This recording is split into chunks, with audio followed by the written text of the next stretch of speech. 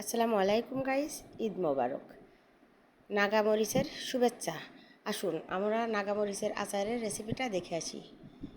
প্রথমে নাগামরিচ 150 গ্রাম মতো নাগামরিচ নিয়ে নিয়েছি, ধুয়ে ছোট ছোট টুকরা করে কেটে নিয়েছি। আর এখানে ধনিয়া, পাঁচফোড়ন আর জিরা এগুলো হালকা একটু তেলে আধো ভাঙা করে গুঁড়া করে নিয়ে মরিচের সাথে মিশিয়ে রেখে দেওয়া হচ্ছে। আর লবণ, আর এখানে দিয়ে দিয়েছি সরিষার তেল, মেজারমেন্ট কাপের 1 কাপ মতো।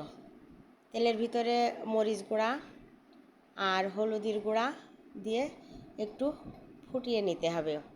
যেই ওটা একটু ফুটে উঠবে তখনই মরিচটা দিয়ে দিতে হবে, দিয়ে স্বাদ মতো লবণ দিয়ে দিতে হবে।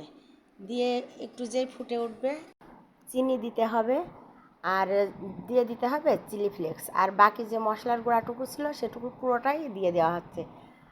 আর এটা কিন্তু একটু টেস্ট করে দেখবেন ঝাল লবণ মিষ্টি সব সমান আছে কিনা। এটা সমান না হলে আবার আচার খেতে ভালো লাগে না। ভালো লাগলে লাইক, কমেন্ট, শেয়ার।